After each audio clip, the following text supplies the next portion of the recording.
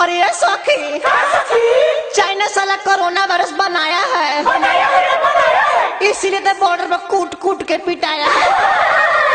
China के अब तो सामान नहीं लेना है, सामान नहीं लेना है, सामान नहीं लेना है, चाइना के अब तो सामान नहीं लेना है, सामान नहीं लेना है, सामान नहीं लेना है। ईट का जवाब हमको पत्थर से देना है, पत्थर से देना है जी, पत्थर से देना है, ईट का जवाब हमको पत्थर से देना है, पत्थर से देना है जी, पत्थर से देना है। टिकटॉक बीगो के बंद करो जी, इंडिया के ऐप के पसंद करो जी, टिकटॉक बीगो के बंद करो जी, इंडिया के ऐप के पसंद करो जी।